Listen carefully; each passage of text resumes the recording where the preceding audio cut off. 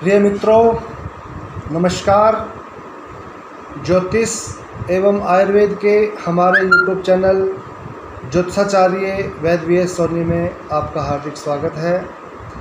मैं हूं ज्योतिषाचार्य वैद्य वीएस सोनी। मित्रों, आज हम चर्चा करेंगे सूर्य के द्वादश भाव में हमारे जीवन पर क्या प्रभाव पड़ता है। सूर्य का प्रथम भाव में क्या फल रहता है, तो आओ चर्चा करते हैं। पहले भाव में सूर्य होता है तो जातक जो है सूर्य लगन में हो तो जातक स्वाभिमानी होगा, क्रोधी होगा, पित्त वात रोगी होगा, प्रवासी होगा और उसकी देह जो होगी वो कृश होगी। नेत्र रोगी होगा, उन्नत नासिका होगी, विशाल ललाट वाला होता है। बाल अवस्था में वो सिर में चोट खाने वाला और वैश्यागामी, भाइयों का विरोधी, आलसी, कंठ, नेत्र में तिल, सिर पर थोड़े बालों वाला होता है। किशोर अवस्था में ही उसे शारीरिक कष्ट अधिक होता है। तो ये थे पहले भाव में सूर्य का फल। जन्म कुंडली में सूर्य के पहले घर लगन में होने के बारे में लाल किताब के लेखक का मत यह है, वालिद की आखिरी उम्र तक पूरी खिदमत और मदद करेगा। अपने बेटे को ज़रूर दौलत जमा करके दे जाएगा। जो उसे तबाह करने की गरज से मारेगा वो खुद ही बर्बाद हो जाएगा। शराबखोरी व गंदे से दूर, मगर नेकी व गरीब की मदद हमेशा चाहने वाला होगा।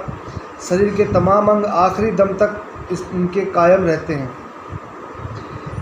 और ईमानदारी की दौलत फलेगी, बरकत देगी। औलाद बेशक गिनती की हो, मगर औलाद का सुख और औरत का आराम बहुत लंबे अरसे तक होगा जिनके सूर्य पहले भाव में होता है। अब बात करते हैं दूसरे घर के अंदर सूर्य का क्या प्रभाव रहता है। जन्म कुंडली के दूसरे घर में सूर्य हो तो जातक मुख का रोगी होता है, संपत्तिवान होता है, भाग्यवान होता है, झगड़ालू रहता है, आँख, कान, दांतों का रोगी रहता है, राज से भीरू रहेगा। स्त्री के लिए कुटुंबियों से झगड़ने वाला होता है।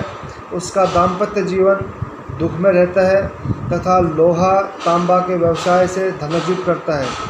उसे पशु का सुख तो प्राप्त होता है किंतु वाहन आदि का सुख कभी नहीं मिलता है। यदि सूर्य और राहु से युक्त हो तो उसे धन प्रचुर मात्रा में प्राप्त होता है। ऐसे जातक की स्मरण शक्ति बहुत ही दुर्बल होती है। जन्म कुंडली में सूर्य के दूसरे घर में होने के बारे में लाल किताब के लेखक का मत यह है, फौजी व नजवी खुन वाय होगा, सवारी और चौपाए का सुख उसको हमेशा मिलेगा। चौपाए का सुख उसको हमेशा मिलेगा, अर्थात वाहन का सुख उसको हमेशा मिलेगा। अपने बाजुओं, खुद की हिम्मत व ताकत का मालिक होगा। खुद धोती, मेहनत की आदत, हुनरमंदी की ताकत का मालिक होगा। खुद सच्चा और सच्चाई पसंद होगा। शौकीन ख्यालात का मालिक होगा। इज्जत, अकल का मालिक होगा और कभी खुश और कभी उदास, हरदम तबीयत बदलने वाला होगा। जिस कदर सुखी दाता उसी कदर राजा मर्तबा ऊंचा और दुश्मन अधीन हो। तो ये थे सूर्य के दूसरे भाव में प्रभाव। अब बात करते हैं सूर्य के तीसरे भाव में सूर्य किस तरह का प्रभाव देता है। तीसरे घर में सूर्य होने से, सूर्य जन्म कुंडली के तीसरे घर में हो तो जातक के छोटे भाई जीवित नहीं रहते हैं। अगर जीवित रह जाते हैं तो उनसे विचार नहीं मिलेंगे, वैचारिक मतभेद बने रहते हैं। जातक अपने मित्रों का हितकारी होता है। स्त्री, पुत्र आदि से युक्त और धनी, ऐश्वर्यवान, क्षमाशील स्त्रियों का प्रिय होता है। वो सुंदर शरीर वाला, तीक्ष्ण बुद्धि का, उद्योगी, मधुरभाषी, दृढ़ निश्चयी और ऐसे जातक को वाहन का सुख हमेशा मिलता है और संपन्न रहता है, घुड़सवारी का शौकीन होता है। तो ये थे तीसरे भाव में सूर्य के प्रभाव। जन्म कुंडली में सूर्य के तीसरे घर में होने के बारे में लाल किताब का लेखक का मत यह है, औलाद की उम्र लंबी होगी, न किस्मतमंदी होगी, न कुदरत कभी धोखा देगी। ऐसे जातक को कुदरत कभी भी धोखा नहीं देती है और दिनों की गर्दिश, जमाने की चाल, अकल के धोखा फरेब से कभी मंदा और दुखिया नहीं होगा। चोरी के काल से परहेज मुबारक होगा। आखिरी अवस्था तक कभी भी निर्धन नहीं होगा। दिन ब दिन तरक्की करेगा और गृहस्थी को खुशहाल रखेगा। चाल चलन अच्छा रहा तो औरत के मामले में कभी बदनाम नहीं होगा। बुजुर्गों की खिदमत करेगा तो उसकी दुआओं से लंबी उम्र पाएगा। तो तीसरे भाव का जो सूर्य है ये बहुत ही श्रेष्ठ प्रभावकारी इसमें दिखा रहा है, जो काफ़ी अच्छा है। अब बात करते हैं सूर्य के चौथे भाव में क्या प्रभाव रहता है।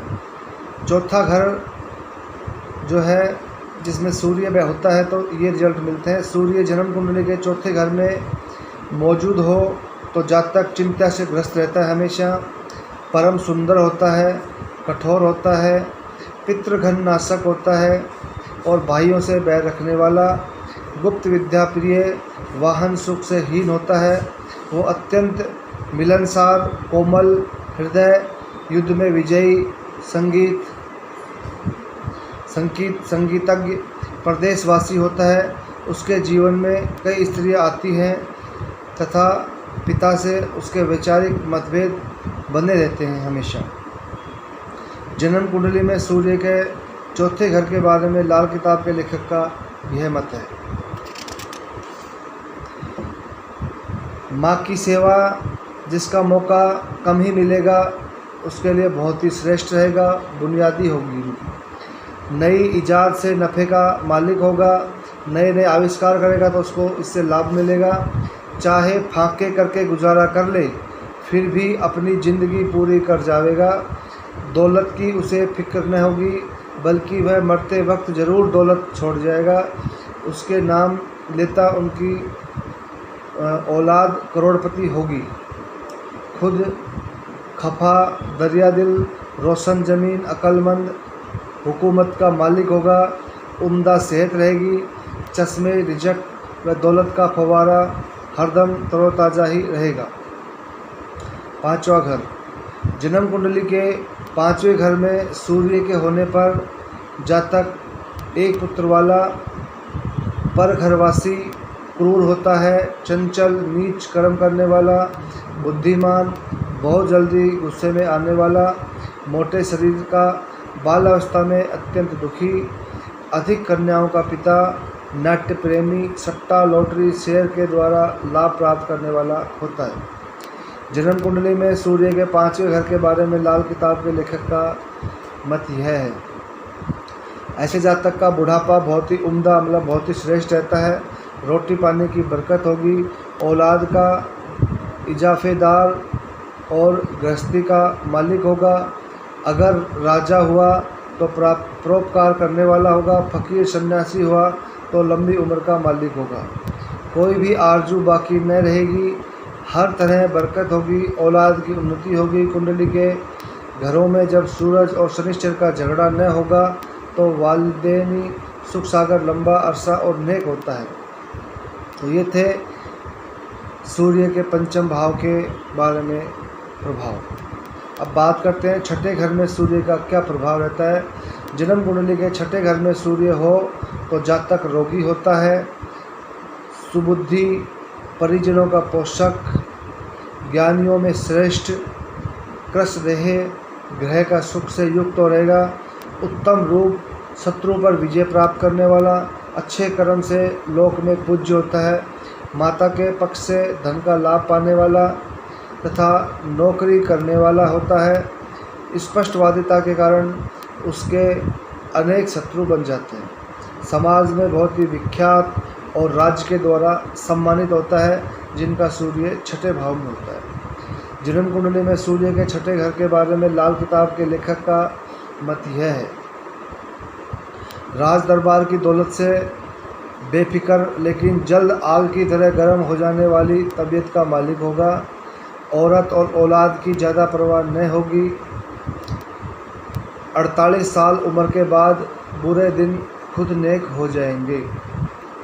तो ऐसे जातक जिसका सूर्य छठे भाव में होता है तो उसकी 48 साल की उम्र के बाद बहुत ही श्रेष्ठ जीवन चलने लग जाएगा और खुद अपनी सेहत पर मंदे असर उपाय बंदर को गुड़ और भूरी चींटियों को सूर्य के वस्तुएं बाजरा इत्यादि मुबारक होगा। मतलब बहुत ही श्रेष्ठ लाभ रहेगा अगर छठे भाव में सूर्य वाले जातक को गुड़ खिलाना और भूरी चींटियों को बाजरा और गुड़ डालने से बहुत ही श्रेष्ठ लाभ मिलेंगे।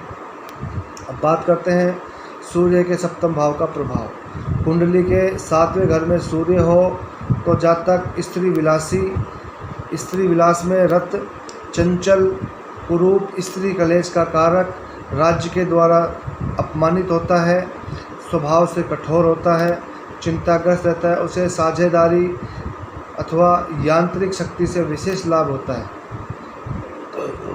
शारीरिक व्याधियों से अधिक समय तक ग्रस्त रहता है।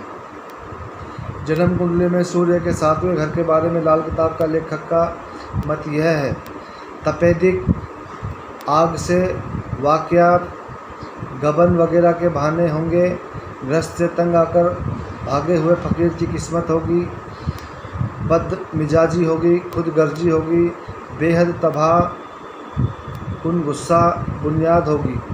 औलाद के पैदाइश के दिन से औरत दौलत की बरकत मगर वालदेनी कुनबा व ससुराल खानदान का राज दरबारी ताल्लुक़ में सूरज का बुरा असर होगा। घास पर पड़ी हुई आग की तरह बुरा ही होगा। सूरज कभी मंदा न होगा, सब कुछ उम्दा होगा। बेशक दुनिया के लाखों दुख जमाने की लाखों मुसीबत देखनी पड़े मगर फिर भी एक जहान दिया आसानी मर्द होगा। ये थे 7वें भाव में सूर्य के प्रभाव। अब बात करते हैं 8वें घर में सूर्य का किस तरह का प्रभाव रहता है। तो जन्म कुंडली के 8वें घर में सूर्य मौजूद हो तो जातक चंचल होता है, विद्वानों का आदर करने वाला, बेकार की बड़बड़ करने वाला, भाग्य से हीन, सील से रहित, नीच लोगों की सेवा करने वाला, सदा रोग से पीड़ित, परदेश में वास करने वाला। जब उसको क्रोध आता है तो आपे से बाहर हो जाता है। वो नेत्र रोगी, दीर्घायु होगा, पित्त रोगी और अधीर त्यागी होता है।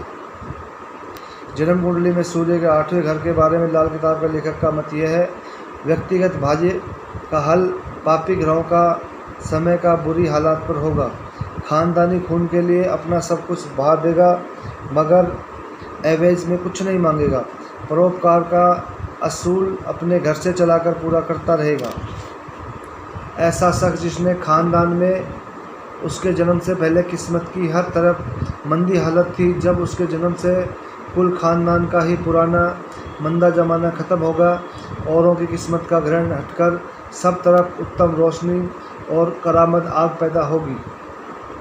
बढ़ा हुआ कुनबा, पोते पड़पोते सब खुशियाँ देख कर जाएगा। खानदानी प्रवेश करने वाला किसी का कुछ बने या वह अपनी खानदानी रस्म के लिए अपना सब कुछ बहा देगा मगर एवज में नहीं कुछ मांगेगा और नहीं कभी खुद रोटी से भूखा मरेगा, बल्कि वह अपनी 7 पुश्तों का निगहबान मददगार होगा। परोपकार का वसूल अपने घर से ही चलाकर कुल और दुनिया के लिए पूरा कर देगा।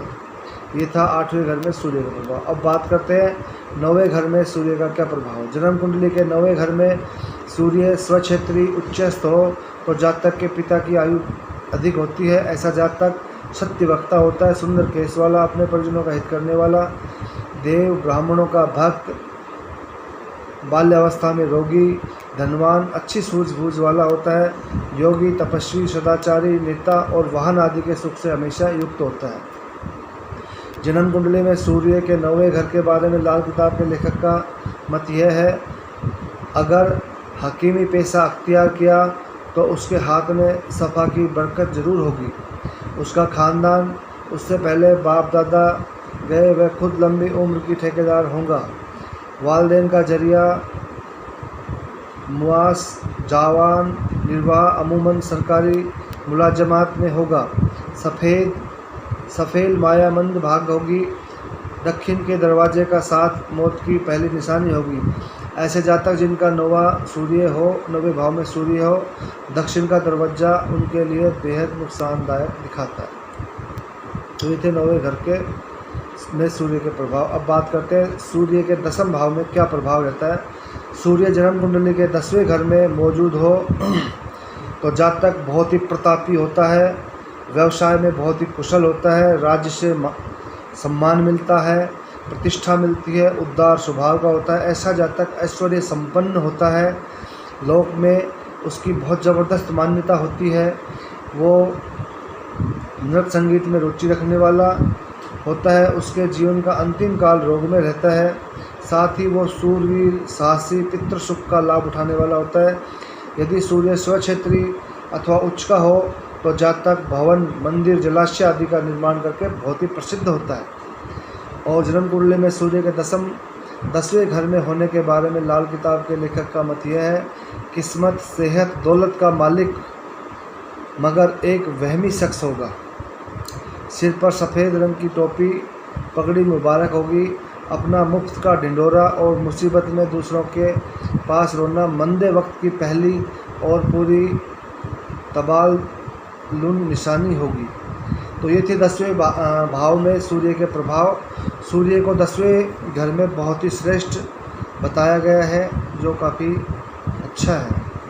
अब बात करते हैं 11वें घर में सूर्य का क्या प्रभाव रहता है। जन्म कुंडली के 11वें घर में सूर्य हो तो जातक बहुत ही धनवान होता है, राजा का सेवक होता है, भोग्य से हीन, गुणग्राही, धन से युक्त, स्त्रियों में विशेष लोकप्रिय होता है, बुद्धिमान होता है, चंचल, स्वाभिमानी, मिथ्यभाषी, अल्प संततिवान, उदर रोग से ग्रस्त रहता है। उसके ऊपर उच्च अधिकारियों, धनिकों, सज्जनों सभी का हमेशा स्नेह रहता है। अपनी पत्नी सुंदर होती है, उसकी पत्नी सुंदर होती है। उसके अनेक माध्यमों से आर्थिक लाभ होते हैं। जीवन में वाहन सुख पर्याप्त मिलता है, अर्थात वाहन जो है एक से ज़्यादा रहेंगे। और राज्य की ओर से बहुत ज़्यादा सम्मानित होता है। सूर्य स्वक्षेत्री अथवा उच्चस्थ हो तो राजा, उच्च अधिकारी, कोर्ट कचहरी, शत्रुओं से धन का लाभ होता है। जन्म कुंडली में सूर्य के 11वें घर में होने के बारे में लाल किताब का लेखक का यह मत है कि लालची होगा, ऐसा व्यक्ति लालची होगा मगर तपस्वी, राजा की हैसियत का शख्स होगा।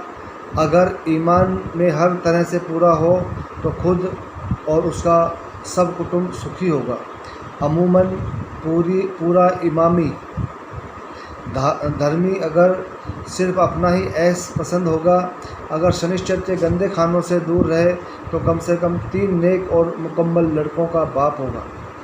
झूठ, हराम कारी का पुतला होगा, फिर भी यकीनी तौर पर उसकी उम्र लंबी होगी।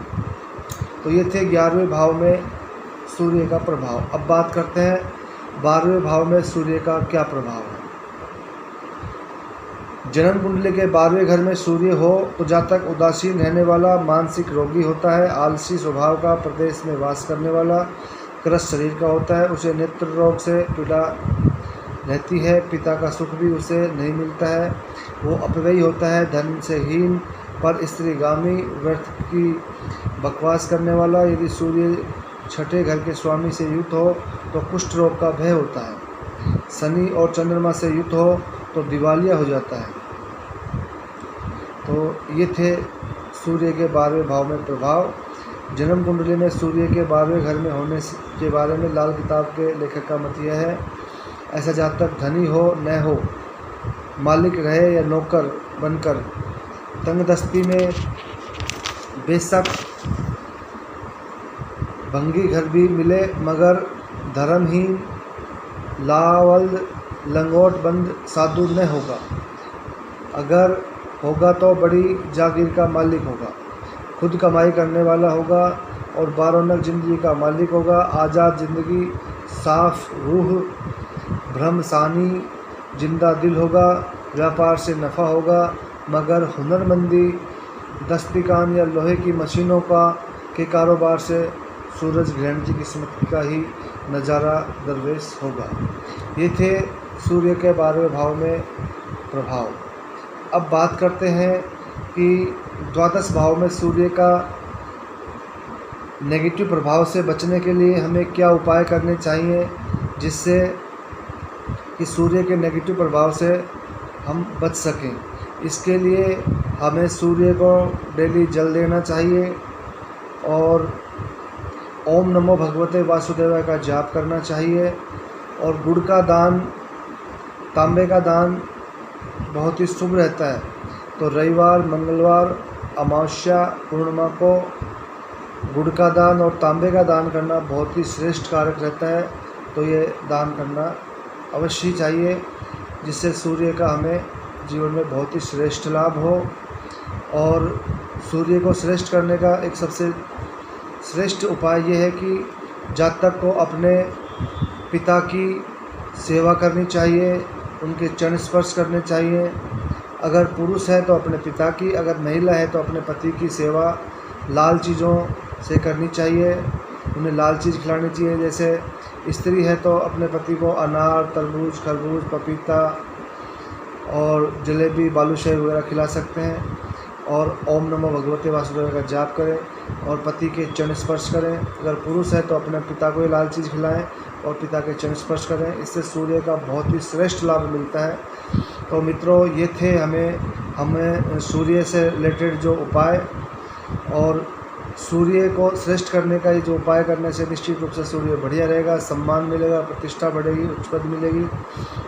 मित्रों, अगर ये वीडियो आपको पसंद आए तो इसे लाइक करें, शेयर करें, सब्सक्राइब करें।